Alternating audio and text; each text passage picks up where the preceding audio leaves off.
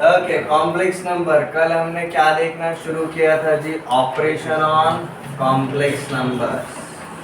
ठीक है, हमने कल क्या क्या देखा? सबसे पहले हमने कॉम्प्लेक्स नंबर क्या रहता है उसका इंट्रोडक्शन देखा, उसका फॉर्मेट देखा। ठीक है, हमने ऑब्जर्व क्या किया भाई, कॉम्प्लेक्स नंबर में सिर्फ रियल पार्ट होता है क्या? नहीं, उसका इमेजिनरी पार्ट भी होता है। और इमेजिनरी पार्ट कौन सा था? अगर हमारा कॉम्प्लेक्स नंबर का फॉर्म अगर a प्लस आई बी है तो भाई a को बुलाया जाता है रियल पार्ट, और ये जो b रहता है उसको बुलाया जाता है इमेजिनरी पार्ट। मतलब ये जो i का साथी होता है वो कौन होता है? इमेजिनरी। ठीक है, इसी के अकॉर्डिंग हमने जैसे ही एक कॉम्प्लेक्स नंबर देखा तो उसी के बाद हमने उसके ऊपर क्या देखना शुरू किया जी? ऑपरेशंस। कॉम्प्लेक्स नंबर मतलब रियल नंबर से एक पार्ट, एक स्टेप हम आगे जा रहे हैं। रियल नंबर तक सिर्फ कौन सा पार्ट रहता था? रियल पार्ट रहता था। कॉम्प्लेक्स नंबर में एक्स्ट्रा का पार्ट कौन सा आ रहा है? इमेजिनरी पार्ट भी आ रहा है। रियल नंबर के ऊपर हम ऑपरेशंस करते थे बॉर्डमस रूल के, जैसे addition, multiplication, division, subtraction. Same हम कहाँ पर कर सकते हैं जी? कॉम्प्लेक्स नंबर पे भी कर सकते हैं। उससे रिलेटेड हमने कल 5 ऑपरेशंस देखे। वहाँ तक किसी को कोई डाउट नहीं होना चाहिए, सीधा अप्लाई हम कर सकते हैं। यहाँ तक क्लियर है? अब आज हम नेक्स्ट कंसेप्ट के ऊपर जाएंगे जी। Our next concept is representation of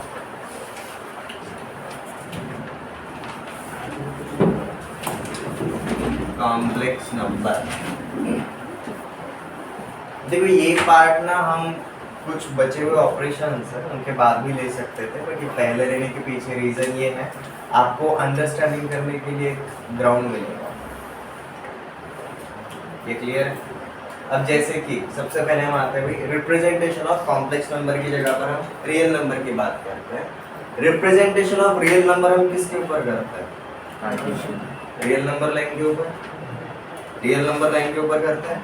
और रियल नंबर लाइन मतलब कितने लाइन है? सिर्फ एक लाइन है, single axis real number line. Okay, अब ये रियल नंबर लाइन पे हम रियल नंबर इसलिए दिखाते हैं क्योंकि रियल नंबर में सिर्फ रियल पार्ट होता है। बट कॉम्प्लेक्स नंबर में क्या रहता है जी? अगर मेरा z नाम का अगर कोई अगर कॉम्प्लेक्स नंबर है तो भाई उसके अंदर कौन कौन रहता है?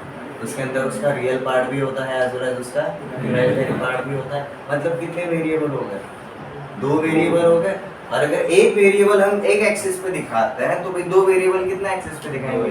2 एक्सिस। और 2 एक्सिस वाला हम कौन सा प्लेन जानते हैं? हम कार्टेशियन प्लेन जानते हैं। ठीक है, तो ये जो रिप्रेजेंटेशन ऑफ कॉम्प्लेक्स नंबर जो रहेगा वो किसी भी एक स्ट्रेट लाइन के ऊपर, एक स्ट्रेट लाइन के ऊपर पॉसिबल है क्या? बिल्कुल। Since complex number consists of these 2 parts, we need how many axes? 2 axes. ठीक है, और 2 एक्सेस वाला ऑलरेडी प्लेग्राउंड हम जानते हैं, that is X Y plane, that is Cartesian plane. ये क्लियर है? बट कार्टेशियन प्लेन में क्या होता था? एक्स पे भी रियल नंबर होते थे और वाई पे भी रियल नंबर होते थे, बराबर है। अब यहाँ पर हमारे 2 वेरिएबल्स कौन से? एक रियल वाला है और एक इमेजिनरी वाला है। तो हम एक एक्सिस पे कौन दिखाएंगे? Real part of complex number, और दूसरे एक्सिस पे कौन दिखाएंगे? Imaginary part of complex number. इसका मतलब क्या हुआ? एक एक्सिस हमारा रियल रहेगा और दूसरा एक्सिस इमेजिनरी रहेगा। ठीक है, कार्टेशियन प्लेन में दोनों एक्सिस रियल रहेगा, यहाँ पर एक एक्सिस रियल रहेगा और दूसरा एक्सिस इमेजिनरी रहेगा। इसलिए हम इसको क्या बोलते हैं? इसको कार्टेशियन प्लेन के नाम से हम नहीं बुलाएंगे। कोई यूलर ने जो ऑलरेडी कॉम्प्लेक्स नंबर के लिए उंगली करके रखा था ऑलरेडी, अब उसको थोड़ा सा एक्सपांड करने का टाइम आ गया, उसने ये पार्ट भी सजेस्ट कर दिया। ठीक है, उसको हम कार्टेशियन प्लेन के जैसा ही एक प्लेन हम यूज करेंगे जहाँ पर एक्स एक्सिस और वाई एक्सिस की जगह पर रहेंगे real axis and imaginary axis. ये क्लियर है? तो ये बैकग्राउंड के साथ सबसे पहले अगर हेडिंग डाला रहेगा, let's start. Let z is equal to a plus i b. A plus i b की जगह में x प्लस आई वाई भी लिख सकता हूँ। Is any complex number. अब यहाँ पर हम क्या जानते हैं? x क्या रहता है? x is real part of z and y is imaginary part of z। तो ये दोनों के रिप्रेजेंटेशन के लिए हमें कितने एक्सेस चाहिए रहेंगे? 2 एक्सेस चाहिए रहेंगे। therefore their graphical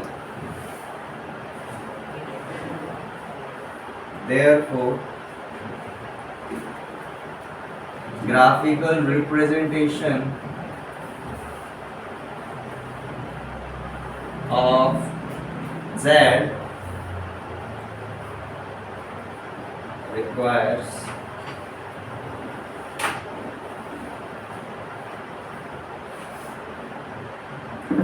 two axes।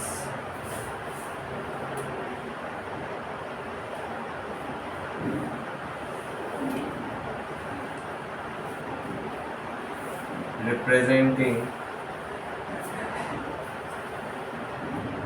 real part of z and imaginary part of z। इसको हम x and y में लिख रहे हैं। graphical representation of z requires two axes each representing one of the part। ठीक है, अब जो रियल पार्ट शो करेगा उस एक्सेस को हम बोलेंगे रियल एक्सेस, और जो इमेजिनरी पार्ट शो करेगा उसको हम बोलेंगे इमेजिनरी एक्सेस। ठीक है, axis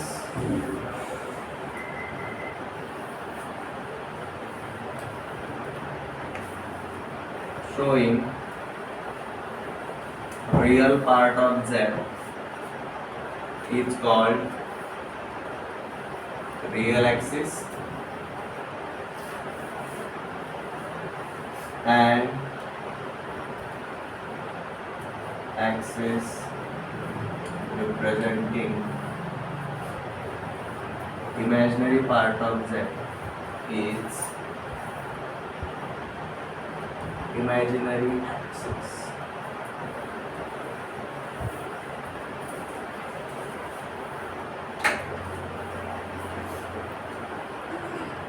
Is imaginary axis। अभी देखो, अब इनका ग्राफिकल रिप्रेजेंटेशन मतलब किस तरीके से रहेगा। इनका ग्राफिकल रिप्रेजेंटेशन कुछ इस तरीके से रहेगा। ये जो हमारा हॉरिजॉन्टल है एक्स एक्सिस के जैसा, it is called as real axis, और जो ये हमारा वर्टिकल है, ठीक है, ये हमारा कौन सा वाला एक्सिस रहेगा जी? Imaginary axis. और ये दो स्ट्रेट लाइंस की वजह से हमें एक प्लेन के ऊपर काम करने का मौका मिलता है। सो दिस प्लेन, ये जो हमारा कॉम्प्लेक्स नंबर शो करने का जो प्लेन रहता है, it is called as Argand plane. तो प्लीज कंफ्यूज मत होना Cartesian plane and Argand plane के ऊपर। कार्टेशियन प्लेन के ऊपर दोनों के दोनों एक्सिस रियल होते हैं। आर्गन प्लेन के यहाँ पर आपका हॉरिजॉन्टल रियल एक्सिस और vertical imaginary axis. Argand plane सिर्फ कॉम्प्लेक्स नंबर के लिए यूज होता है। ये समझ में आ रहा है?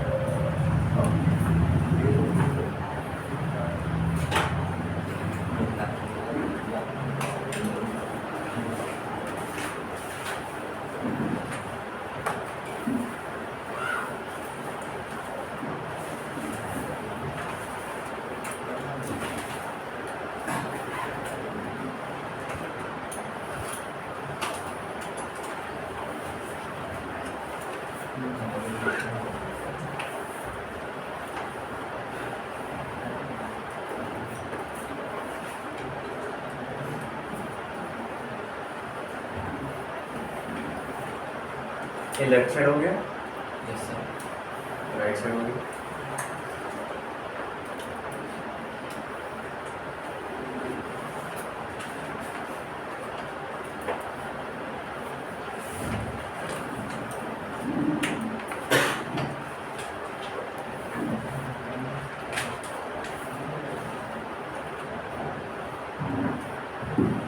अब देखो जी, हमारा प्लेग्राउंड तो हमें मिल गया, जिसके ऊपर हम क्या करेंगे जो actually representation of complex number. ठीक है, सबसे पहले हमने कैसे किया जब समझ में आ गया, प्लेग्राउंड कैसे क्रिएट किया। Since our complex number consist of two parts, हमें दो एक्सिस चाहिए, उसके हिसाब से हमें ये मिल गया। अब आते हैं हमारे ओरिजिनल कंसेप्ट के ऊपर, that is representation of complex number. ये जो रिप्रेजेंटेशन ऑफ कॉम्प्लेक्स नंबर रहता है, it is done in 4 ways, ठीक है। There are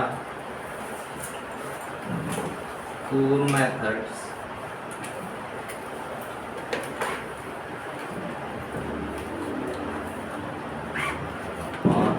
forms to represent complex number.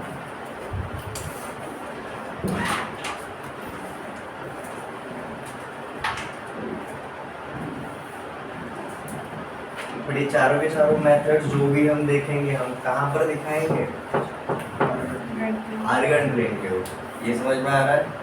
Representation का मतलब वो दिखना चाहिए। हम कहाँ पर देखेंगे कॉम्प्लेक्स नंबर को? हमेशा आर्गन प्लेन के ऊपर ही देखेंगे। तो ये जो भी मेथड्स हैं, हम जो भी लिखेंगे हमेशा आर्गन प्लेन के ऊपर ही देखेंगे। सबसे पहला वाला मेथड इज ज्योमेट्रिकल फॉर्म। तो सबसे पहला वाला फॉर्म इज ज्योमेट्रिकल फॉर्म।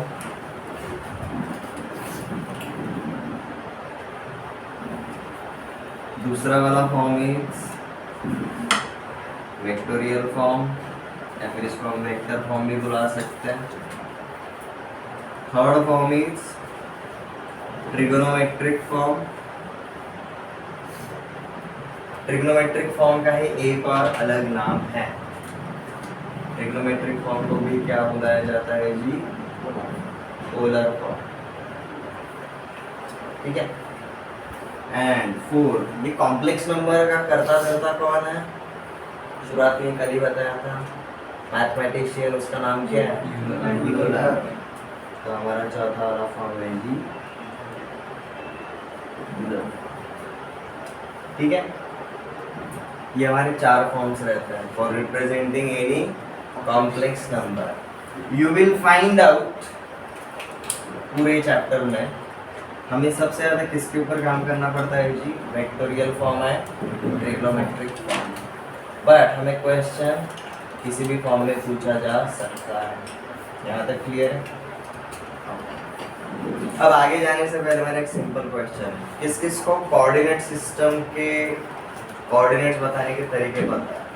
एक रहता है हमारा रेक्टेंगुलर कोऑर्डिनेट सिस्टम, दूसरा वाला हमारा एक रहता है जी पोलर कोऑर्डिनेट सिस्टम। पहला वाला सबको पता है, कोई है जिसको दूसरा वाला भी पता है? ओके, रेक्टेंगुलर कोऑर्डिनेट सिस्टम का मतलब क्या रहता है वो एक बार अंडरस्टैंड कर लो। जैसे अपना कौन सा वाला प्लेन है? एक कार्टेशियन।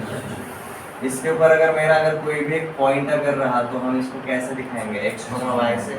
अब ये x मतलब क्या रहता है? It's a perpendicular distance from y axis, और y कोऑर्डिनेट क्या रहता है? It's a perpendicular distance from x axis. तो देखो ये पॉइंट से जब दो परपेंडिकुलर्स कहाँ पर लेकर गए? x एक्सिस पे और y एक्सिस पे, तो ये दोनों एक्सिस और ये परपेंडिकुलर्स मिलके क्या बना है? रेक्टेंगल बना है। That's why this is called as rectangular coordinate system. This is called as rectangular coordinate system. यहाँ पर हमारे की पार्ट कौन थे? दो। कौन दो? एक था x एक्सिस से परपेंडिकुलर डिस्टेंस और दूसरा y एक्सिस से परपेंडिकुलर डिस्टेंस। ये क्लियर है? अब इसी पॉइंट को हम दूसरे तरीके से भी दिखा सकते हैं, जैसे कि अब मैंने दो यूनिक की जगह पर दूसरी दो यूनिक चीजें यूज करी। x एक्सिस और y एक्सिस यूनिक है। पूरे कार्टेशियन प्लेन में कितने एक्सिस होते हैं? x एक्सिस एक ही है, y एक्सिस भी एक ही है, तो वो यूनिक हो गए। एक और यूनिक पार्ट है जी अपना, that is intersection of x axis and y axis, that is origin. अब अगर ये कोई भी अगर पॉइंट रहेगा तो भाई इसका ओरिजिन से जो डिस्टेंस है वो भी तो यूनिक होगा, बराबर है। बट ये डिस्टेंस से अगर मैंने एक सर्कल अगर ड्रॉ किया तो भाई कई सारे पॉइंट्स आ जाते हैं ना, बराबर बराबर। एक मतलब यहाँ पर भी अगर कोई एक पॉइंट अगर रहा, जैसे मैंने बोला जिसको x2, y, ठीक है, इसका भी तो ओरिजिन से डिस्टेंस उतना ही है जितना आपका x, y का है। डिफरेंस क्या है? ये x एक्सिस के साथ एक एंगल बनाता है, ये x एक्सिस के साथ दूसरा एंगल बनाता है, अलग एंगल बनाता है, बराबर है। तो जो हमारा पोलर कोऑर्डिनेट सिस्टम रहता है it is just like this. हमारा जो भी पॉइंट रहता है उसका हम शॉर्टेस्ट डिस्टेंस कहाँ से लेंगे जी? ओरिजिन से।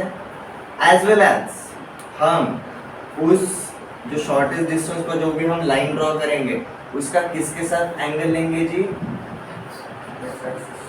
पॉजिटिव एक्स एक्सिस के साथ एंगल लेकर।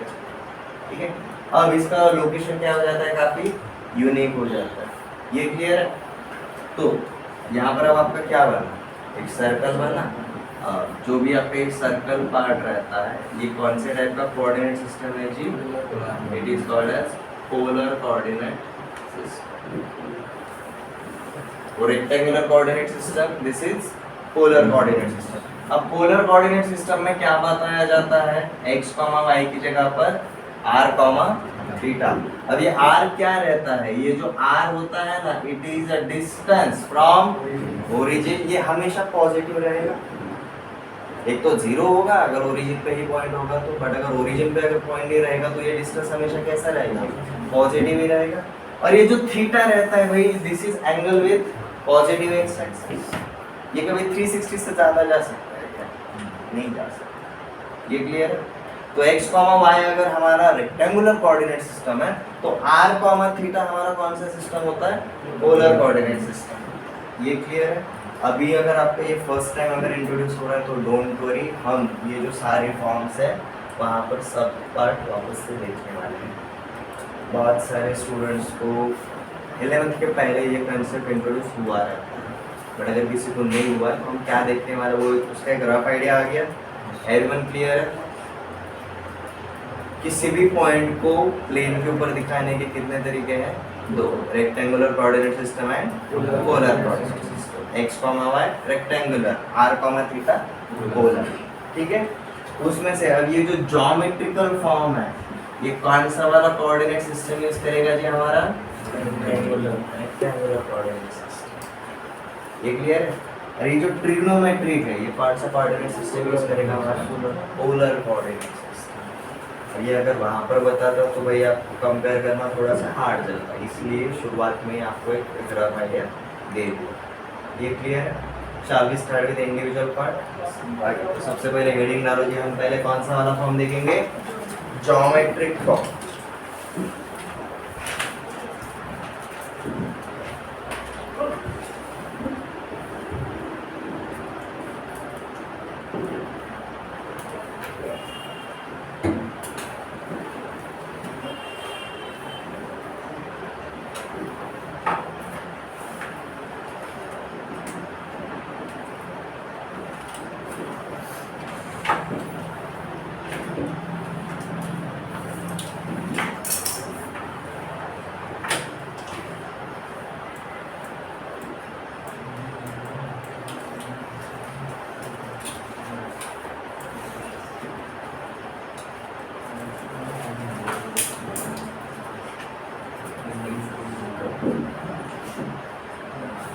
अब देखो जो हमारे शुरुआत वाले फॉर्मूले थे वहाँ पर हमने a प्लस आई बी करके कोई भी एक कॉम्प्लेक्स नंबर पकड़ा था और वो सारे के सारे फॉर्मूले हमने a एंड b के टर्म में रखे थे।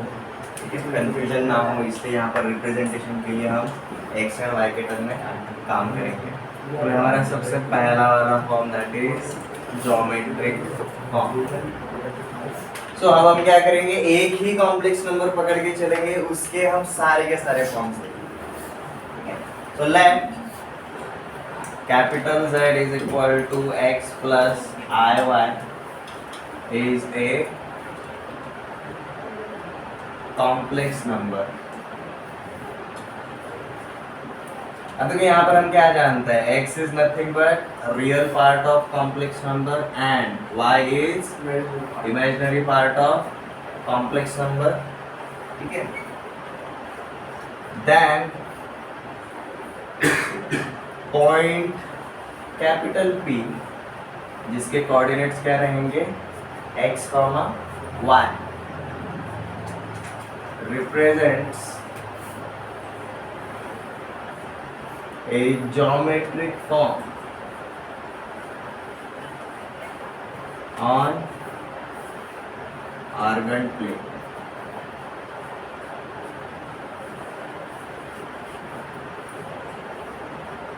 ज्योमेट्रिक फॉर्म मतलब क्या रहेगा, सिर्फ उसका लोकेशन हम बता सकते हैं, कहाँ पर, आर्गन पे पिन पॉइंट करने के लिए ये फॉर्म काफी यूजफुल है।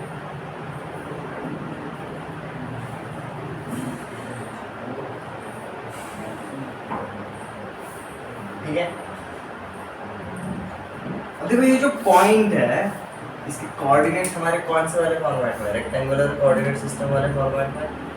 ये वाले पॉइंट्स में आई वाला पार्ट है क्या,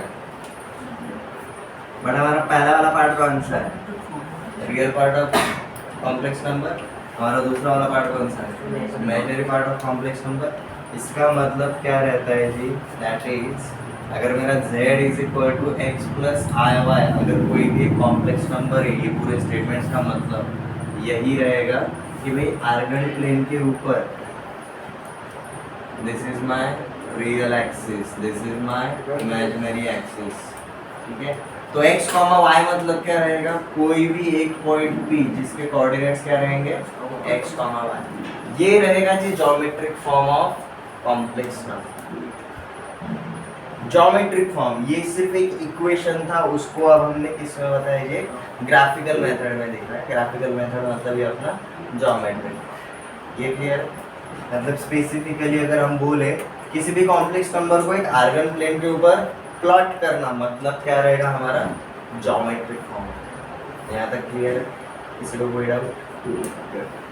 अब इसी एग्जांपल को लेकर हम कौन सा वाला फॉर्म देखेंगे, हमारा नेक्स्ट वाला फॉर्म।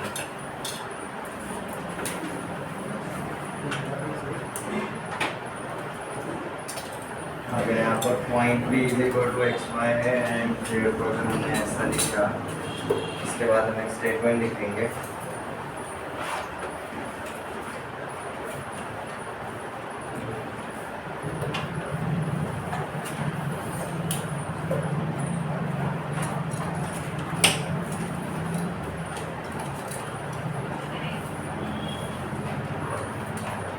अब देखो जी, हमें गिवन क्या था यहाँ पर, z is equal to X plus i Y, ये पार्ट गिवन था। हमने उसको कहाँ पर प्लॉट किया, एक आर्गन प्लेन के ऊपर प्लॉट किया।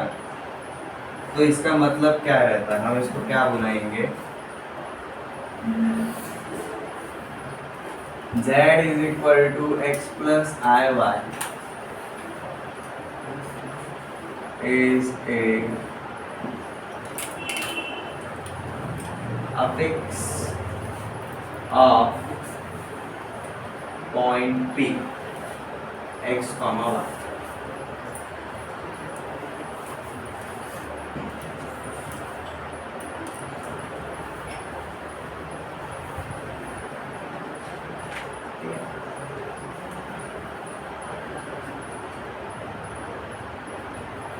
मतलब अगर मुझे अगर आर्गन प्लेन के ऊपर x कॉमा y अगर बोला रहेगा तो इसका मतलब क्या रहेगा, मैं कौन से वाले कॉम्प्लेक्स नंबर की बात कर रहा हूँ, z is equal to X plus i Y. ये क्लियर है एवरीवन?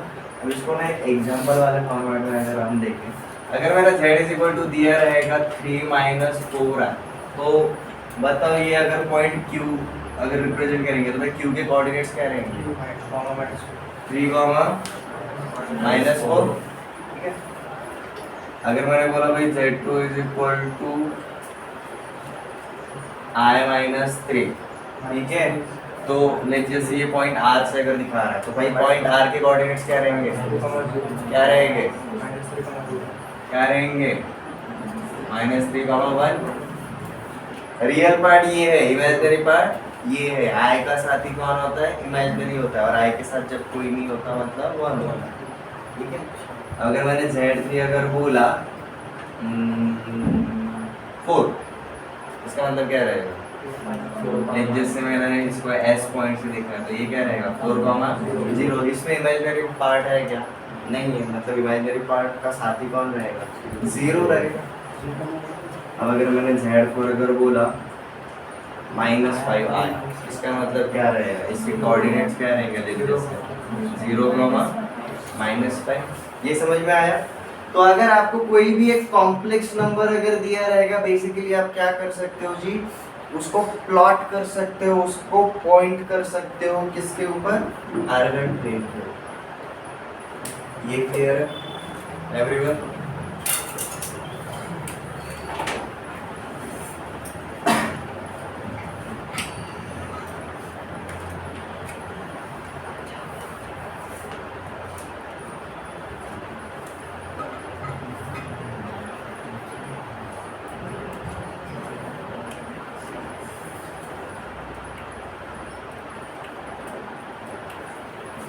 एग्जाम्पल्स के बाद आप एक सीधा ऑब्जर्वेशन लिख सकते हो।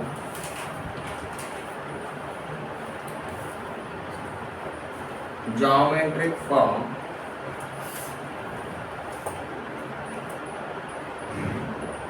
helps to represent any complex number on argand plane।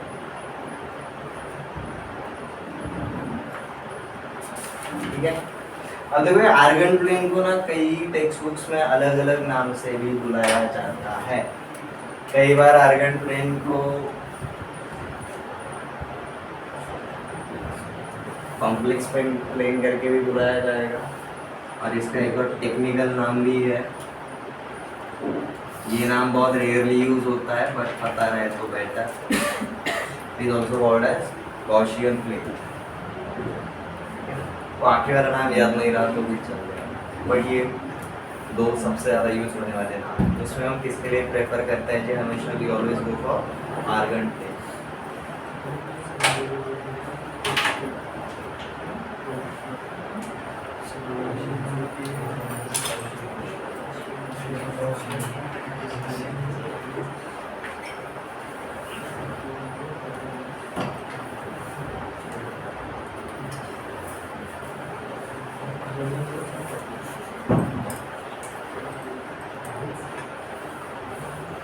हमारा नेक्स्ट वाला पार्ट क्या रहेगा जी? Vectorial form. देखो वेक्टोरियल फॉर्म मतलब वेक्टर फॉर्म ही रहेगा। अब वेक्टर ये टर्म तो पता है, वेक्टर ये नाम कब सुना है, टर्म कहाँ पर सुना है?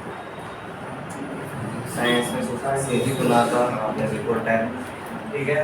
वेक्टर मतलब क्या रहता है? Vector quantity and scalar quantity ऐसा सुना था। वेक्टर क्वांटिटी मतलब क्या रहता है? ऐसी क्वांटिटीज भाई जिनको मैग्नीट्यूड तो है साथ में क्या है, डायरेक्शन भी है। ये क्लियर? तो अब ये वेक्टोरियल फॉर्म देखने के लिए अगेन हम कौन सा कॉम्प्लेक्स नंबर पकड़ के चलेंगे जो शुरुआत से लेकर चल रहा है, that is z is equal to x plus i। अब ये बार बार बताने की जरूरत नहीं है, x is real part and y is imaginary part, पता है, चलिए देखते हैं। ठीक है। अब हम सीधा किस वाले फॉर्म को यूज करेंगे? ज्योमेट्रिक फॉर्म को। ज्योमेट्रिक फॉर्म में हमने क्या देखा था भाई, अगर मुझे कोई भी अगर एक कॉम्प्लेक्स नंबर अगर दिया रहेगा तो मैं आर्गन प्लेन के ऊपर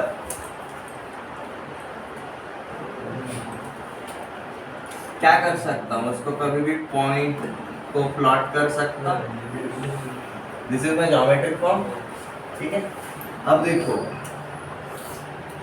वेक्टर को डायरेक्शन देने के लिए इसका स्ट्रेट लाइन में होना जरूरी है, क्योंकि ये कर्व रहेगा। कर्व का मतलब क्या रहता है? डायरेक्शन चेंज हो रहा है। और वेक्टर क्वांटिटी का डायरेक्शन कभी चेंज होना चाहिए क्या? नहीं, यूनिक रहता है वो। ठीक है। मैग्नीट्यूड भी हमेशा क्या होता है? यूनिक होता है। ठीक है। तो इसलिए हम कौन से वाले पॉइंट को यूज करेंगे? हमारे ओरिजिन वाले पॉइंट को यूज करेंगे। ठीक है। तो लेट जैसे हमने ओरिजिन को क्या मार्क किया एज ओ एंड वो हमारा कौन सा वाला पॉइंट है? पी। तो अगर मैंने ये ओ से लेकर पी तक क्या ड्रॉ किया जी? एक वेक्टर ड्रॉ किया और इसको नाम क्या दिया जी? Vector OP. ठीक है। अब वेक्टर ओपी का मतलब क्या रहता है? ये कहाँ से शुरू हो रहा है? ओ से शुरू हो रहा है, खत्म कहाँ पर होगा? पी पे एंड हो रहा है। ये पी से ओ पे नहीं आता, ये ओ से लेकर पी पे जा रहा है। So you will find out vectorial form में हमेशा कहाँ से शुरू कर रहे हैं हम? ओरिजिन से ही शुरू करेंगे जब अकेला पॉइंट रहेगा तब। ठीक है। यहाँ पर अगर कोई दूसरा है क्यू करके वेक्टर पी क्यू बोला तो भाई वो अलग है। ये समझ में आ गया? तो अब अगर मैंने पॉइंट z को, सॉरी कॉम्प्लेक्स नंबर z को अगर पॉइंट p करके अगर दिखाया रहेगा तो ये जो वेक्टर OP रहेगा हम क्या बोलेंगे? It is a vector form of complex number और it is a vector OP is vector form of z। Clear? पहले डायग्राम बना लो, इसके ऊपर सीधा हम ऑब्जर्वेशंस लिखेंगे।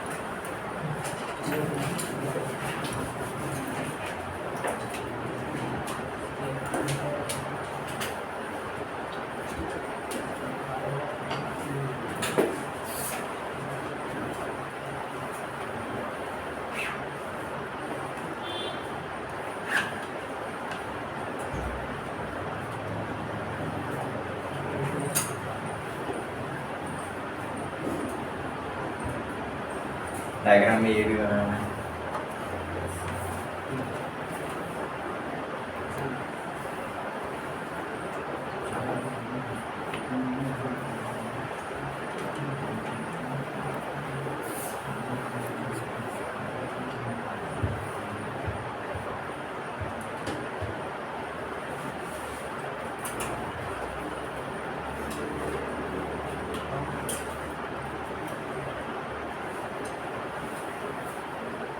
Very good. हम सीधा क्या लिख सकते हैं जी, vector OP is x plus IY। अब अगर ये वेक्टर है तो भाई इसका मैग्नीट्यूड भी होना चाहिए और इसका डायरेक्शन भी होना चाहिए, और डायरेक्शन पता है भाई O से लेकर P तक। अब हमें इसका क्या चाहिए, सिर्फ मैग्नीट्यूड चाहिए रहेगा।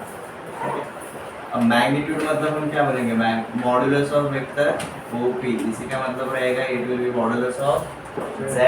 मतलब ये डिस्टेंस, अब देखो डायग्राम के ऊपर गौर करो, ये कौन से टाइप का ट्रायंगल है, अगर मैंने इसको M बोला तो देख, triangle PMO is right angle triangle, ये x रहेगा ये y रहेगा, तो भाई OP क्या रहेगा, हाइपोटेनस हो जाएगा। तो मैं ऐसा बोल सकता हूँ modulus of vector OP is nothing but root over x square plus y square, यही रहेगा। और ये मॉडुलस मतलब क्या रहता है, it is nothing but length of vector OP, magnitude मिल गया, this is length of vector OP, this is root over x square plus y square. अब देखो इसका मैग्नीट्यूड मिल गया, अब हमें क्या चाहिए, इसका डायरेक्शन चाहिए रहेगा, और डायरेक्शन कौन देगा आपको, थीटा देगा, ठीक है। अब देखो थीटा के रिस्पेक्ट में अगर देखेंगे, हमें क्या पता है, हमें x पता है और हमें y पता है, ये बराबर है। और ये x थीटा का कौन सा वाला साइड है, थीटा का कौन सा वाला साइड है, एडजेसेंट साइड है।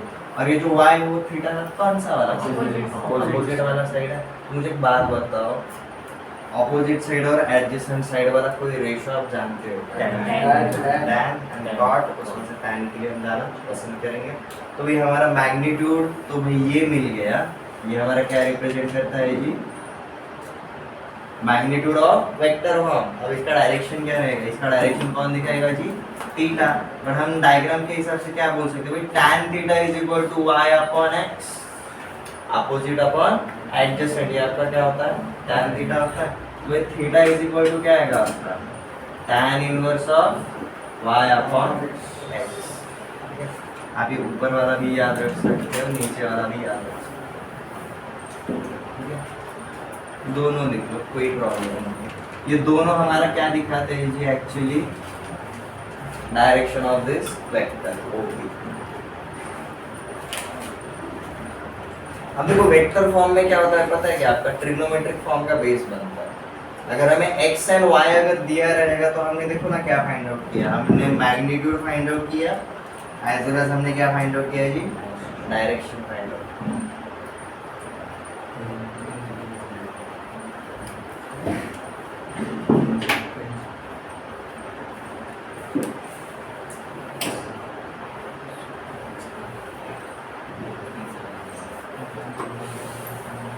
अब यहाँ पर हमारा थीटा क्या है, theta is angle made with positive real axis, theta is angle made with positive real axis,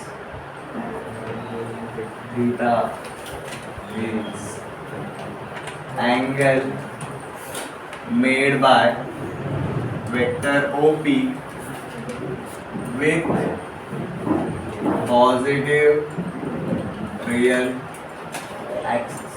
और ये एंगल कहाँ से कहाँ तक जा सकता है, मेरा देखो पॉजिटिव रियल एक्सिस ये रहेगा, ठीक है। मैं y एक्सिस को ऐसा पकड़ लो, यहाँ पर पॉजिटिव रियल एक्सिस है यहाँ पर, नेगेटिव रियल एक्सिस, ठीक है। तो पॉजिटिव रियल एक्सिस के साथ एंगल कितना बनेगा, ज़्यादा से ज़्यादा 180 बन सकता है, उल्टा जाएंगे तो -180 तक जा सकते हैं। तो भाई -180 से लेकर +180, ठीक है। तो यहाँ पर हम क्या बोलते हैं, ये जो थीटा रहता है वो हमेशा कहाँ से कहाँ तक बिलोंग करता है जी, -π से लेकर +π के बीच में ही बिलोंग करेगा। हमें एंगल किसके साथ लेना है, देखो ना, पॉजिटिव रियल एक्सिस के साथ। तो एंगल देखो, अगर ये ऊपर की साइड से जाएगा तो यहाँ तक आ सकता है, ये नीचे की साइड से जाएगा, तो हम एंगल हमेशा तो भाई पॉजिटिव एक्स एक्सिस के साथ ही लेंगे। अब जैसे यहाँ पर अगर आ गया तो मैं भी यहाँ से एंगल लेने की जगह मैं यहाँ से एंगल लेना पसंद करूँगा, छोटा एंगल आता है ना, ठीक है, ये क्लियर। तो अगर ये 0 डिग्री है तो इसका अपोजिट 180 डिग्री रहेगा, तो भाई +180 जा सकता है या फिर -180 जा सकता है। इसलिए हम हमेशा क्या बोलते हैं, ये जो थीटा रहेगा ये कहाँ से कहाँ तक बिलोंग करता है जी, -π से +π, दैट इज -180 से +180, ठीक है। अब देखो ये जो थीटा है ना, इसको एक और नाम है, ये जो थीटा रहता है, ये जो थीटा रहता है इसको बुलाया जाता है जी argument of complex number z। इसको एक और नाम रहता है जी amplitude of complex number z। But हम सबसे ज़्यादा कौन सा नाम यूज़ करेंगे, आर्ग्यूमेंट, ठीक है। इसको शॉर्ट में हम ऐसा भी लिखते हैं ARG of z, argument of z, ऐसा रीड करेंगे, लिखेंगे कुछ इस तरीके से, ठीक है। हमने यहाँ पर एक ऑब्जर्वेशन जो लिखा था भाई, थीटा दैट इज फ्रॉम -π से +π।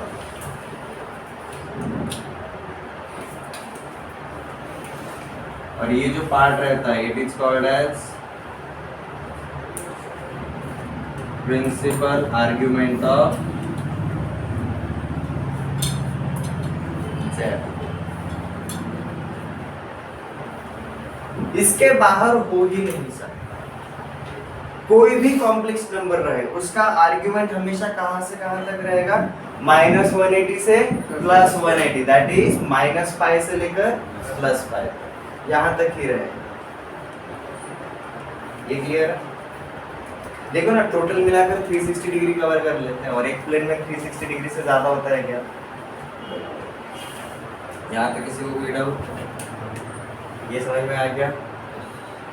Everyone clear?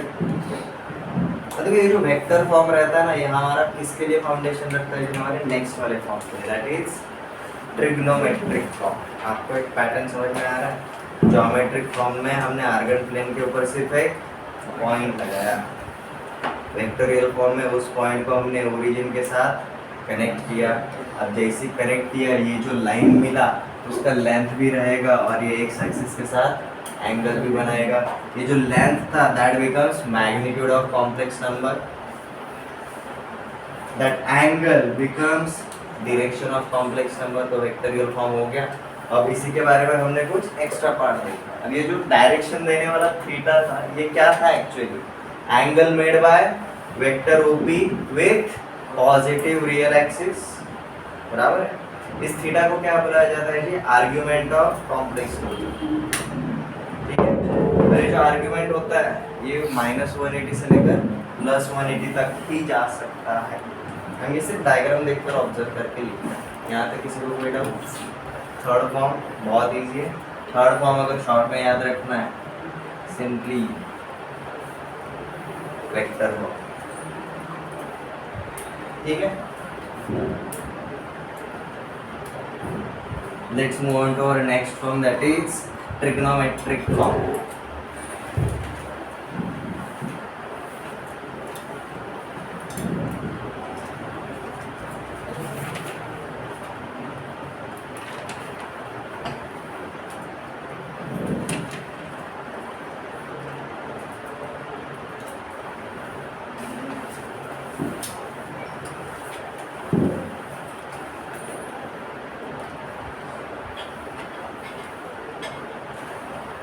ट्रिग्नोमेट्रिक और पोलर फॉर्म, ठीक है। अब देखो वेक्टोरियल के लिए हमने ज्योमेट्रिक तक जो देखा था उसी को आगे कंटिन्यू किया। जो यहाँ पर ट्रिगो के लिए हम क्या करेंगे, जो वेक्टोरियल फॉर्म तक देखा था उसी को लेकर हम क्या करेंगे आगे कंटिन्यू करेंगे। यहाँ तक क्लियर है। अब देखो हमने वेक्टर फॉर्म में क्या देखा था,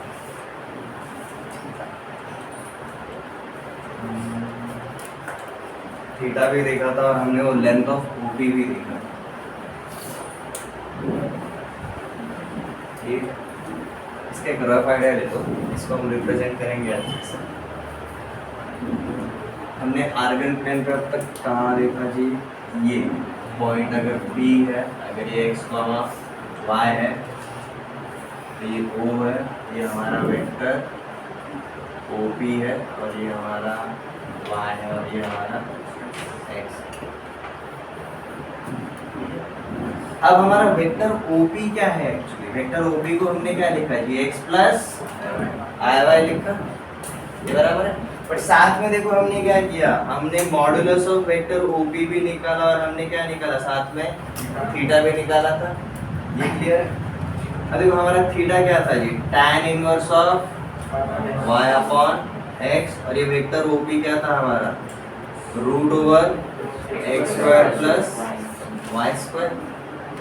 अब ये जो वेक्टर OP था बेसिकली ये हमारा लेंथ था, ठीक है। तो लेट जैसे हमने इसको क्या पकड़ लिया जी, r,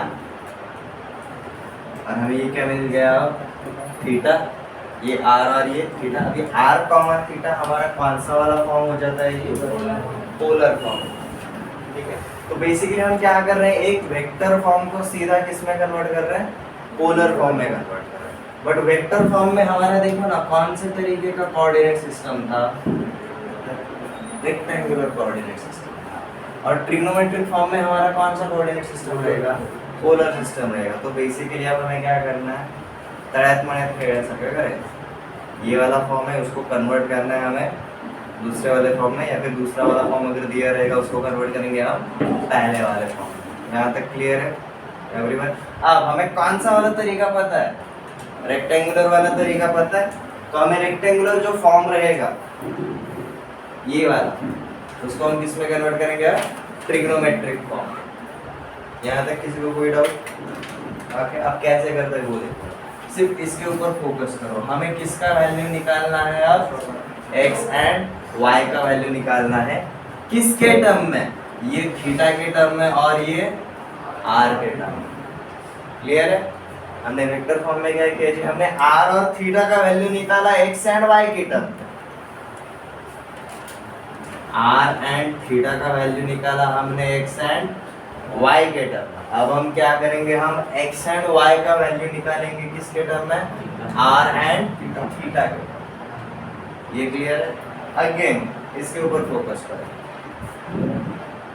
x हमारा थीटा का कौन सा वाला साइड है, एडजेसेंट साइड है, और हमें दूसरा वाला कौन सा साइड पता है, हाइपोटेन्यूज पता है, बराबर है। मुझे एक बात बताओ, एडजेसेंट साइड और हाइपोटेन्यूज इन्वॉल्व होने वाला हमें कौन सा रेशो पता है, cos पता है, जो कि थीटा के टर्म में आ सकता है। तो मैं इन दिस ट्रायंगल ऐसा बोल सकता हूँ, cos theta is equal to x upon r, ऐसा बोल सकते हैं, बराबर है। सो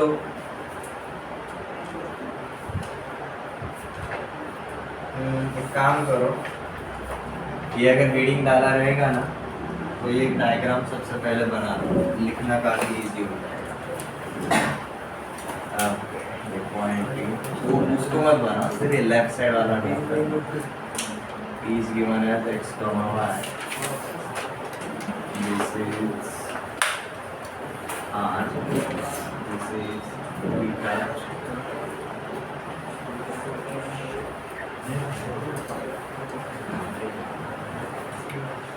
ऋग्वेद मुझे ऊपर पानी मार के आ भाई, आपको देखकर मुझे नींद आ रहा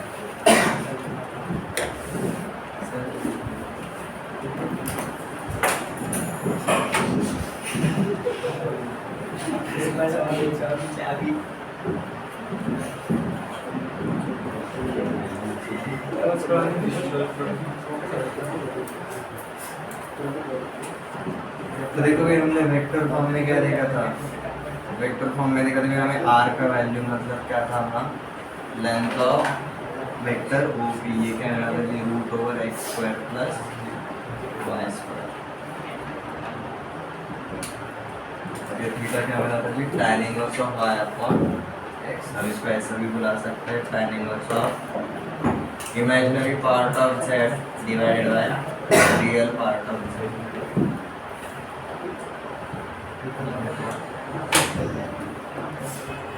ठीक है, अब यहाँ पर हम स्टार्ट करेंगे इन ट्रायंगल PMO। अब देखो हमें कैलकुलेट क्या करना है, हमें क्या चाहिए जी, x एंड y का वैल्यू चाहिए। जब हमें क्या गिवन रहेगा जी, हमें r एंड थीटा गिवन रहेगा तब। ठीक है, पहले हमें x एंड y गिवन था और हमें r और थीटा का वैल्यू इसी ट्रायंगल से निकाला। अब हम इसी ट्रायंगल को यूज करेंगे। यहाँ तक क्लियर है? So in triangle PMO cos theta is equal to क्या हो जाएगा, r upon x, r upon x। तो मैं x को क्या लिख सकता, सॉरी x अपॉन r, वही तो सोच रहा था, x अपॉन r। तो यहाँ पर मेरा x क्या आ जाता है जी, r times of cos theta, r times of cos theta. ठीक है, एंड सिमिलरली sin थीटा क्या होगा जी, y upon r, opposite upon hypotenuse. ठीक है, तो y upon r is equal to sin theta, तो मेरा y इज इक्वल टू क्या होगा, r times of sin theta. अब हमारा वेक्टर OP क्या था, वेक्टर OP मतलब हमारा z था, which was nothing but x plus iy। अब देखो x का वैल्यू एंड y का वैल्यू ये कॉम्प्लेक्स नंबर में है। अगेन ये हमारा कौन सा वाला फॉर्म है, ये हमारा वेक्टोरियल फॉर्म है। ये जो आर्गन प्लेन के ऊपर ये डायग्राम बनाने के बाद हमने x एंड y का वैल्यू किसके टर्म में निकाला, r एंड थीटा के टर्म में निकाला। अब इसी वेक्टोरियल फॉर्म में हम इस x और इस y की जगह पर ये वाले वैल्यूज डालेंगे, r और थीटा वाले। तो देखो हमें क्या मिलता है, z is equal to x क्या है आपका, r cos थीटा, तो r cos theta plus i times of y क्या है आपका, r sin थीटा। कुछ कॉमन ले सकते हैं क्या, r कॉमन ले सकते हैं। तो देखो हमारा यहाँ पर क्या मिल जाता है, r taken common in bracket cos theta plus i sin theta. ठीक है, so you will find out z is equal to x plus iy। ये वेक्टर OP के जैसा, अगर ये वेक्टोरियल फॉर्म है, ये किसके टर्म में है, x और y के टर्म में, बराबर है। तो x और y को अगर हम r एंड थीटा के टर्म में अगर लिख देते हैं तो अब ये हमारा कौन सा वाला फॉर्म हो जाता है जी, ट्रिग्नोमेट्रिक फॉर्म, या फिर हम इसको पोलर फॉर्म भी बोल सकते हैं। तो भाई x, y के टर्म में रहेगा तो हमारा वेक्टोरियल फॉर्म नजर आता है, और वही अगर r एंड थीटा के टर्म में रहेगा तो ये हमारा कौन सा फॉर्म रहता है, पोलर फॉर्म रहता है। यहाँ तक क्लियर है? दोनों में से कोई भी अगर एक फॉर्म दिया रहेगा आप दूसरा आराम से निकाल सकते हो। अगर x एंड y अगर गिवन है तो आप r एंड थीटा निकाल सकते हो कुछ इस तरीके से। x एंड y अगर गिवन है तो देखो भाई आपको r एंड थीटा मिलता है कुछ इस तरीके से, एंड r एंड थीटा अगर गिवन रहेगा तो आपको x एंड y मिलता है कुछ इस तरीके से। यहाँ तक किसी को कोई डाउट नहीं, पहले लिख लो, इसको हम खेलेंगे, डोंट वरी।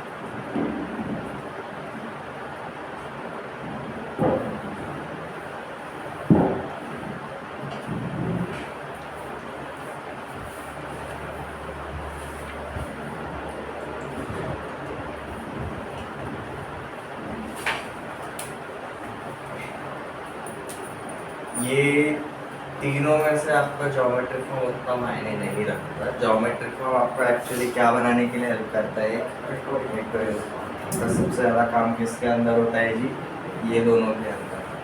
x, y दिया रहेगा तो हम वेक्टोरियल फॉर्म के साथ काम करेंगे, वही r, थीटा अगर दिया रहेगा तो हम पोलर फॉर्म या फिर ट्रिगोन फॉर्म के साथ काम करेंगे। यहाँ तक क्लियर है? यहाँ तक किसी को कोई डाउट रिप्रेजेंटेशन में?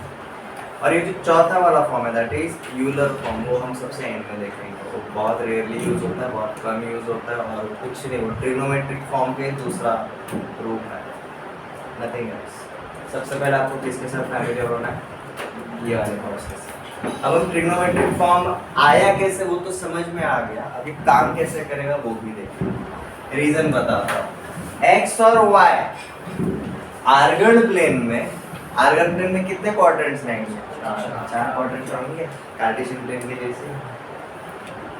और इसी के वजह से आपका हर जगह पर एक्स और वाई अलग अलग होता है, like plus plus minus plus minus minus plus minus, बराबर है। उसी तरीके से आपका cos थीटा और i sin थीटा भी चेंज करेगा। आपका ये जो प्रिंसिपल आर्गुमेंट रहेगा वो भी क्या करेगा जी, आपका हमेशा चेंज करेगा। वो कैसे चेंज करता है वो देखते हैं। सबसे लिख लिया वहाँ पे,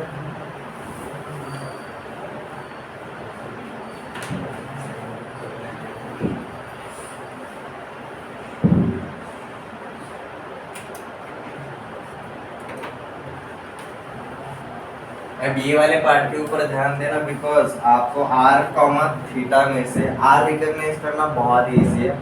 आपको क्या रिकॉग्नाइज करने में थोड़ा सा दिमाग लगाना पड़ता है, थीटा, बिकॉज थीटा 360 से ज़्यादा तो नहीं हो सकता, बट आर्गन प्लेन के ऊपर हमारे कितने क्वाड्रेंट्स हैं, 4।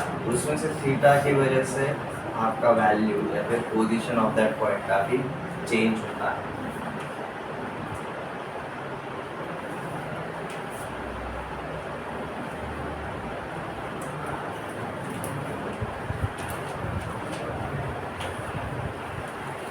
तो देखो मैं क्या करता हूँ, मैं एक सिंगल बड़ा वाला एक आर्गन प्लेन बनाता हूँ। ये बीच वाला लाइन मतलब आपका इमेजिनरी एक्सिस पकड़ लो और हम एक हॉरिजॉन्टल लाइन बनाएंगे। ये रहेगा हमारा real axis, this is our real axis, and ये वर्टिकल हमारा कौन सा वाला एक्सिस है जी, इमेजिनरी एक्सिस। सबको दिख रहा है? इमेजिनरी एक्सिस इसलिए बनाया नहीं, इमेजिन कर, ठीक है। अब नेक्स्ट हम क्या करेंगे, 4 क्वाड्रेंट में 4 अलग अलग पॉइंट्स लेंगे और हर बार हम क्या फाइंड आउट करने का ट्राई करेंगे, प्रिंसिपल आर्गुमेंट। थीटा के मामले में क्या बोला था, थीटा ऑलवेज वेरीज फ्रॉम -π से +π। -π मतलब क्या होगा, देखो ये हमारा ओरिजिन है, -π मतलब भाई आपका नेगेटिव साइड में कहाँ तक जा रहा है, 180 तक जा रहा है, पाई तक जा रहा है। +π मतलब क्या रहेगा, पॉजिटिव डायरेक्शन में +180 तक जा रहा है, ये रहेगा। बट ये -180 से +180 जाते टाइम हमारे कितने क्वाड्रेंट्स आते हैं, 4 क्वाड्रेंट्स आते हैं। तो भाई ऊपर से जा रहा है या फिर नीचे से जा रहा है, इससे बेटर क्वाड्रेंट वाइज सेग्रीगेशन करना हमारे लिए कंफर्टेबल हो जाता है। उसके पीछे का रीजन क्या है, उसके पीछे का रीजन है जी भाई एक्स और वाई किस तरीके से काम करता है। फर्स्ट क्वाड्रेंट में एक्स कॉमा वाई पॉजिटिव होता है, सेकंड क्वाड्रेंट में क्या होता है, -x + y होता है, थर्ड क्वाड्रेंट में क्या होता है, -x - y होता है, फोर्थ क्वाड्रेंट में क्या होता है, +x एंड -y होता है। यहाँ तक क्लियर है? अब देखो लेट्स जस्ट से मैंने पहला पॉइंट किया यहाँ पर point P, we are talking about which quadrant, first quadrant. तो ये फर्स्ट क्वाड्रेंट में प्रिंसिपल आर्गुमेंट कैसे कैलकुलेट करें, बहुत इजी है। अब यहाँ पर अगर x, y अगर रहेगा तो बेसिकली मुझे ये थीटा फाइंड आउट करना है, और ये थीटा ऑलरेडी किसके साथ बना है, पॉजिटिव रियल एक्सिस के साथ ही बना है। तो यहाँ पर जो थीटा मिलेगा वो वैसा का वैसा ही रहेगा। यहाँ पर थीटा = क्या रहेगा जी, tan इनवर्स ऑफ y/x, वैसा का वैसा ही रहेगा हमेशा, ठीक है। तो फर्स्ट क्वाड्रेंट में थीटा का कोई भी पार्ट चेंज नहीं होता। अब हम कहाँ पर लेंगे पॉइंट, सेकंड क्वाड्रेंट में। सेकंड क्वाड्रेंट में लेट जस्ट से हमने पॉइंट क्या ले लिया, Q। अब ये Q पॉइंट जो है उसकी वजह से देखो अगेन क्या मिलेगा हमारा, अब कौन सा एंगल है, ये वाला एंगल बनेगा, राइट एंगल ट्रायंगल, यही तो बनेगा।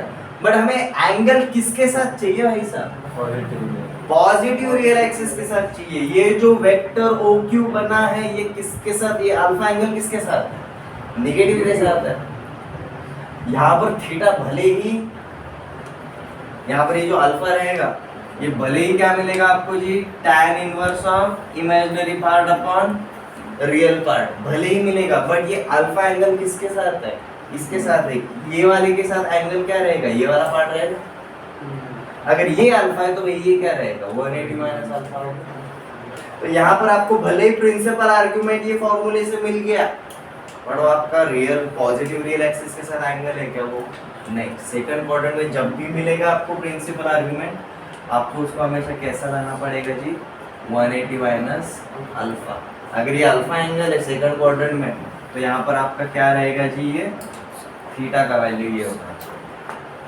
ये क्लियर है? यहाँ पर थीटा का वैल्यू जो था वही है। फर्स्ट क्वाड्रेंट में कुछ भी चेंज नहीं होता, सेकंड में चेंज होता है। अब देखो थर्ड में जाते हैं। थर्ड में जैसे पॉइंट क्या मिला हमें, हाँ देखो इसके हिसाब से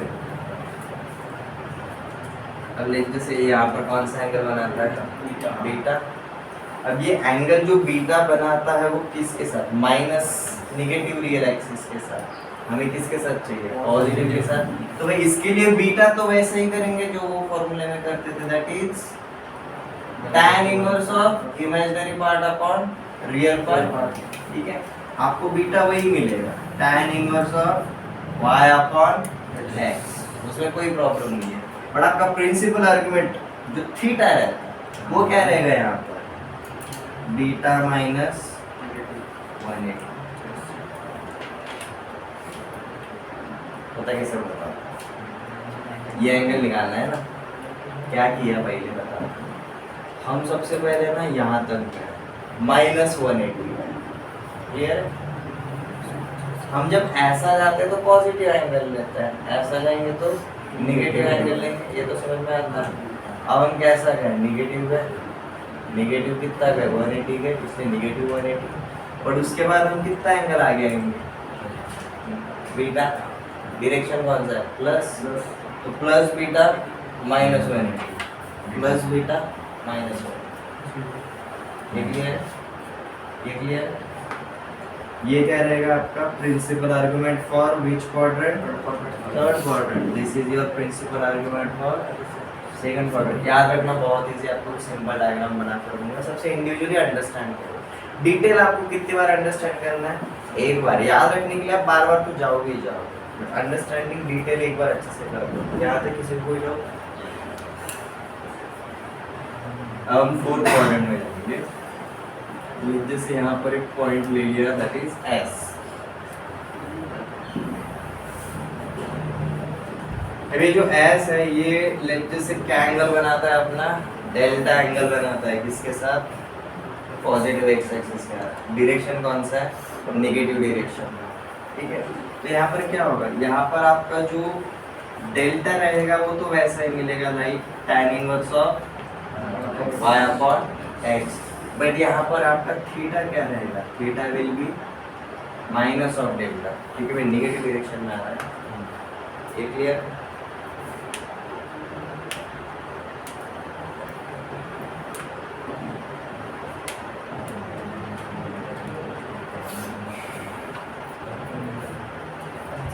आपका आर्गुमेंट फाइंड आउट करने का तरीका वही है, कौन सा, tan inverse of y upon x।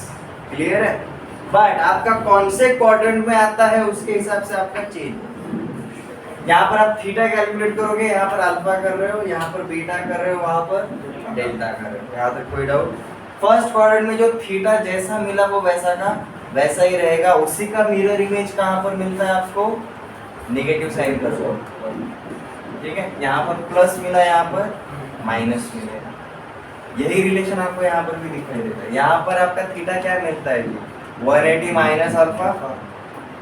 ठीक है, इसी को अगर माइनस साइन से मल्टीप्लाई किया तो देखो ये माइनस एंगल यहाँ पर प्लस हो गया, और यहाँ का प्लस 180 यहाँ पर माइनस। यहाँ तक क्लियर है। ये डायग्राम एक बार अच्छे से इसको शॉर्ट में याद रखने का आपको तरीका भी बता दो कौन। आप एक छोटा डायग्राम ऐसा याद रख सकते हो। यहाँ पर थीटा रहेगा, यहाँ पर माइनस थीटा रहेगा, यहाँ पर 180 माइनस थीटा रहेगा, यहाँ पर थीटा माइनस 180 रहेगा। ये सिंपल डायग्राम आपका पूरा का पूरा इसका शॉर्ट फॉर्म। और सब जगह पर थीटा इज इक्वल टू क्या है, tan inverse of y upon x। और आपका कौन से क्वाड्रेंट में है कॉम्प्लेक्स नंबर, उसके हिसाब से उसका क्या चेंज होगा जी, प्रिंसिपल आर्ग्यूमेंट चेंज होगा।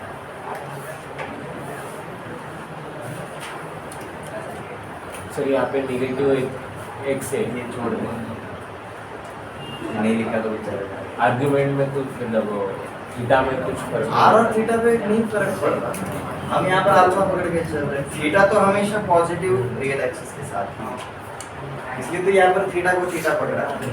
ये एंगल अपना पॉजिटिव के साथ बना क्या, नहीं ये नेगेटिव के साथ बना, इसलिए मैंने इसको अल्फा पकड़ा। थीटा बिकम्स 180 माइनस अल्फा, यहाँ पर थीटा बिकम्स बीटा माइनस 180, यहाँ पर theta becomes minus of delta. ये क्लियर?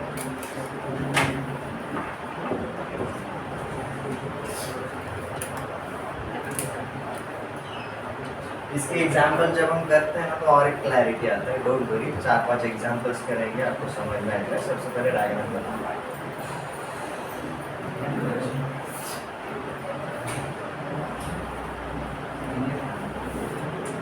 थोडी पेन्सिल मोठी वापरायची, तुमच्या बोटाच्या साईज पेक्षा छोट्या पेन्सिल जर वापरू लागले ना तर कायच नाही।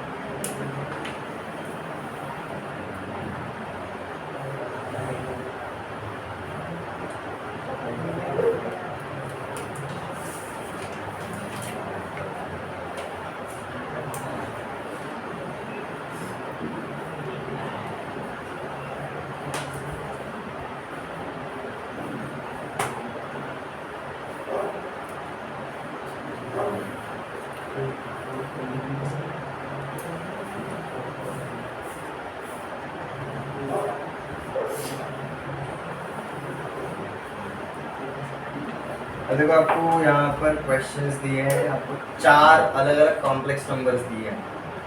ये कौन से फॉर्म में है, वेक्टर फॉर्म में दिखाई दे रहा है, बराबर, x आई वाई या फिर x प्लस आई वाई वाले फॉर्मेट में है। ठीक है, यू विल फाइंड आउट सिर्फ x और y का साइन कौन सा है, उसके अकॉर्डिंग आप बता सकते हो कि भाई ये कौन से क्वाड्रेंट में बिलोंग करता है। देखो ना, फर्स्ट दोनों पॉजिटिव है, रियल पार्ट भी पॉजिटिव है, इमेजिनरी पार्ट भी पॉजिटिव है। ये फर्स्ट क्वाड्रेंट में बिलोंग करता है।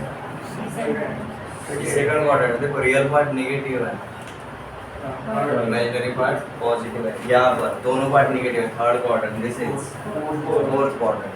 ठीक है, तो ये हम आराम से रिकॉग्नाइज कर लेते हैं कि हमारे कौन से क्वाड्रेंट में बिलोंग करता है। अब हमें कौन सा वाला फॉर्मूला अप्लाई करना है, सीधा theta is equal to tan inverse of y by x। जैसा है वैसा, विदाउट एनी साइन, सीधा यूज करो, सिग्नेचर के चक्कर में मत पड़ो। डायग्राम हो गया सबका?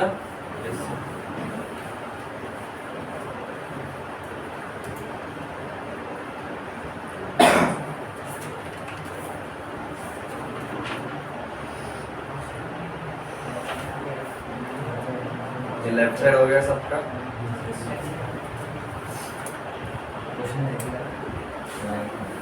क्वेश्चन सॉल्व करने वाले हैं हम। लिख लो सबसे पहले क्वेश्चंस। हमें देखो बेसिकली क्या पूछा है, आपको क्या फाइंड आउट करना है, थीटा। आपको क्या फाइंड आउट करना है, बेसिकली थीटा फाइंड आउट करना है। Find principal argument. हम इस क्वेश्चन को थोड़ा सा इंटरेस्टिंग बनाते हैं। प्रिंसिपल आर्गुमेंट की जगह पर हम क्या बोलेंगे, इसको किस में हम कन्वर्ट करना चाहेंगे, ये वेक्टोरियल फॉर्म है ना, इसको ट्रिग्नोमेट्रिक फॉर्म में कन्वर्ट करने को बोलते हैं।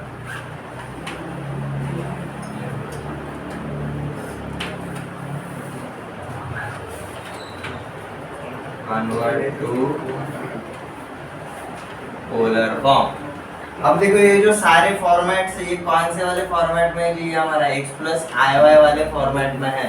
इसको हमें किस में कन्वर्ट करना है जी, r in bracket cos theta plus i sin theta. मुझे एक बात बताओ, ये वाले फॉर्मेट को इसमें कन्वर्ट करने के लिए आपको क्या पता होना चाहिए? आपको r पता होना चाहिए और हमें क्या पता होना चाहिए, थीटा पता होना चाहिए। थीटा क्या रहेगा हमारा, प्रिंसिपल आर्गुमेंट।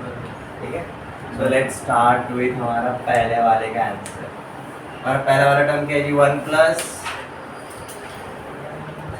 √3i। ठीक है, अब मुझे क्या फाइंड आउट करना है, मुझे r एंड थीटा करना पड़ेगा। हमने क्या देखा था वेक्टर फॉर्म के अंदर, r इज इक्वल टू क्या रहता है जी, √x² प्लस y²। इसके हिसाब से इसका r क्या आएगा जी, 1² प्लस √3², 4 का रूट। तो देखो मुझे क्या मिलता है, 1 प्लस 3, तो ये क्या मिला मुझे, 2। तो देखो यहाँ पर मुझे r1 इज इक्वल टू कितना मिला, 2 मिला। अब लेट जैसे इसका आर्ग्यूमेंट क्या है अपना, थीटा। अब सिर्फ देखते से दोनों ये पॉइंट्स जहाँ पर बिलोंग करता है फर्स्ट क्वाड्रेंट करेगा। और डायग्राम को अगर आप फॉलो करोगे फर्स्ट क्वाड्रेंट में जो थीटा मिलता है वो वैसा का वैसा ही लेना है, उसमें कुछ भी चेंज करने की जरूरत नहीं पड़ती है।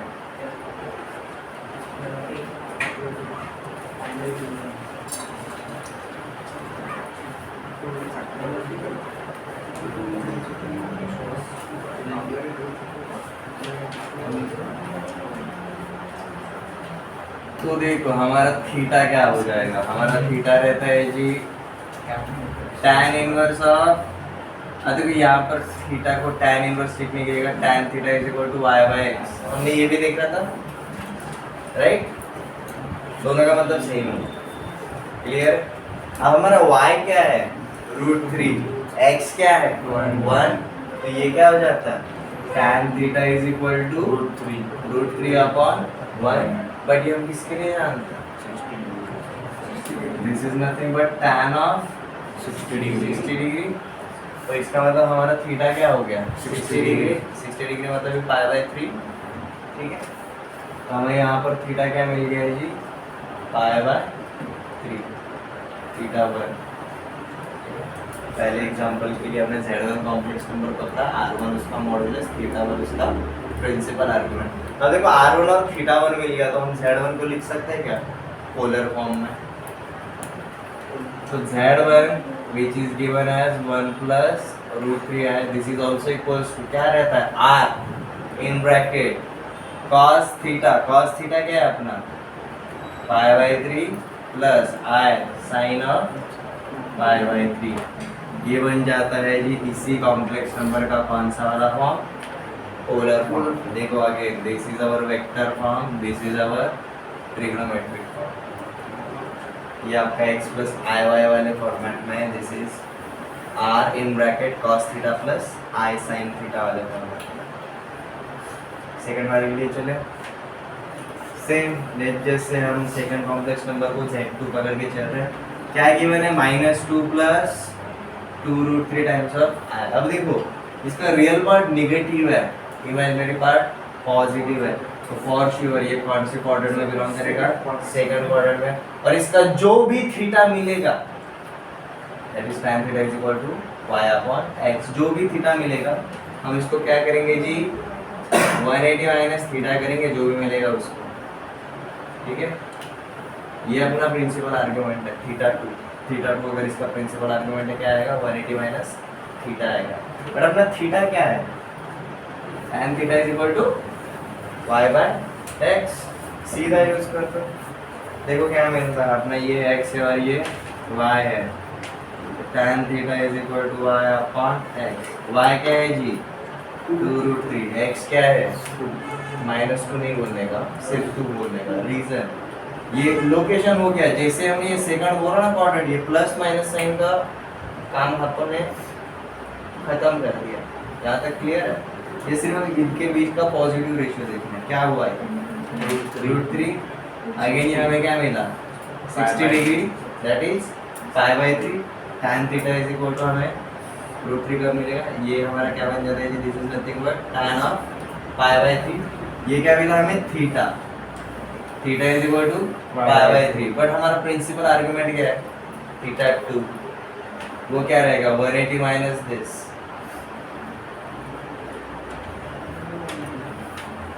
since our theta 2 is equal to 180 minus theta, आ रहा है तो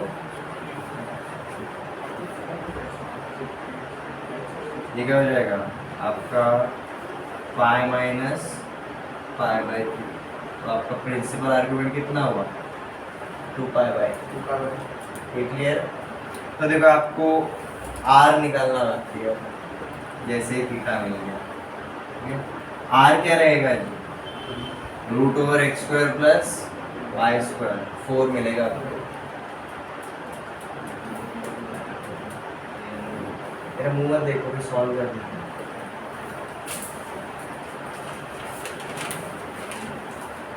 इसके लिए हमारा R2 क्या रहेगा जी -2 का स्क्वायर प्लस 2√3 का स्क्वायर, कितना रहेगा ये 2 का स्क्वायर 4, ये 2√3 का स्क्वायर मतलब 12 हो जाता है, ये कितना हुआ √16, √16 इज नथिंग बट 4, R2 मिल गया, R2 मिल गया, थीटा 2 मिल गया, आप Z2 लिख सकते हो।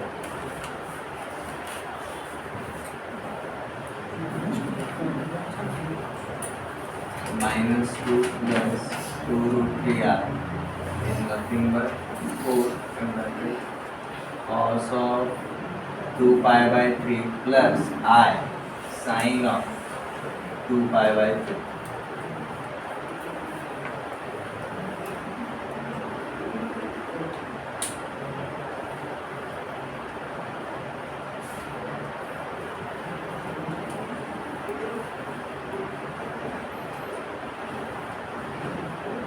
थर्ड और फोर्थ सेम तरीके से अप्रोच करना है, ठीक है। वो दोनों आप होम टास्क के लिए ले लो, ट्राई करके देखो। देखो कल का कॉम्प्लेक्स नंबर वाला पार्ट काफ़ी इजी था, आज वाला कॉम्प्लेक्स नंबर वाला पार्ट आपको थोड़ा सा आपके कंफर्ट जोन के बाहर लेकर गया। रीज़न कॉम्प्लेक्स नंबर कुछ नया लेकर आता है, वो क्या नया लेकर आता है वही आज हम ठीक है। रियल नंबर दिखाने का एक ही तरीका, लिखो बस कॉम्प्लेक्स नंबर को दिखाने के 4 तरीके, इसमें से 3 के ऊपर हमने सबसे पहले ऑब्जर्वेशन क्रिएट की। पहला वाला form is geometric form, Argand plane के ऊपर हम किसी भी पॉइंट को लोकेट कर सकते हैं। सेकंड वाला फॉर्म देखकर अगर हम ओरिजिन के साथ कनेक्ट करेंगे तो हमारा कौन सा वाला फॉर्म बनता है, वेक्टोरियल फॉर्म बनता है, x plus IY, this is nothing but vectorial form. ये जो क्वेश्चन दिए गए कौन से वाले फॉर्म में है, वेक्टोरियल फॉर्म में, या तो डायरेक्शन भी बता देते हैं अपने आप, ये क्लियर है। एंड थर्ड वाला फॉर्म कौन सा देखा हमने, trigonometric form, that is polar form. x and y के टर्म में अगर वेक्टर फॉर्म है तो वे पोलर फॉर्म के लिए हमें क्या चाहिए रहता है, जो हमें थीटा चाहिए रहता है और हमें r चाहिए रहता है, दैट इज मैग्नीट्यूड, ये चाहिए रहता है। सर वो π/3 कन्वर्ट नहीं करना, cos 60 डिग्री की वैल्यू डाल सकता है, तो डालेगा वापस से वही चीज, वही तो देख ट्राई करके देख। cos 60 डिग्री क्या होता है 1/2, sin 60 क्या होता है √3/2, ये दो को अंदर मल्टीप्लाई कर 2 × 1/2 1, 2 × √3/2 √3 आएगा वैसे क्या मिला 1 + √3 है, जो कौन है आ जाके यही समझ में आया। इसलिए बोले ये कन्वर्जन है, तळ्यात मळ्यात असल्यासारखं। ये लिखो या फिर ये लिखो, दोनों एक ही है। ये उसका डॉक्यूमेंट वाला नाम है, ये उसका घर वाला नाम है, सेम पर्सन सेम। ये क्लियर है। ये वाले पार्ट को अच्छे से रिवाइज करो, क्योंकि कल हम वापस से वो वाले ऑपरेशंस देखेंगे जो सिर्फ कॉम्प्लेक्स नंबर के होते हैं, ये रियल नंबर के नहीं होते। कल हमने कौन से ऑपरेशंस देखे जो कॉम्प्लेक्स नंबर में तो होते ही है, साथ में रियल नंबर में भी होता है। एडिशन सब्ट्रैक्शन रियल नंबर में होता है, कॉम्प्लेक्स का देखा। रेसिप्रोकल, मल्टीप्लिकेशन, डिवीजन, ये रियल नंबर्स का होता है, हमने कॉम्प्लेक्स नंबर का भी देखा। कॉम्प्लेक्स नंबर कुछ एक्स्ट्रा लेकर आ रहा है, इसलिए रियल नंबर में जो होता है वो कॉम्प्लेक्स नंबर में भी होगा, बट जो एक्स्ट्रा पार्ट लेकर आ रहा है वो कुछ एक्स्ट्रा भी काम करेगा जो रियल नंबर में नहीं होता था बट कॉम्प्लेक्स नंबर में रहेगा। ठीक है, और वो पार्ट अंडरस्टैंड करने के लिए हमें आज आर्गन प्लेन का इंट्रोडक्शन काफी जरूरी है। ठीक है, तो बेसिकली आज हमने आर्गन प्लेन क्या रहता है वो देखा। Argand plane is nothing but it is a playground for complex number. ये क्लियर है? यहाँ तक का पार्ट रिवाइज कर लो, इसके नेक्स्ट वाला पार्ट हम अगले लेक्चर में देखेंगे।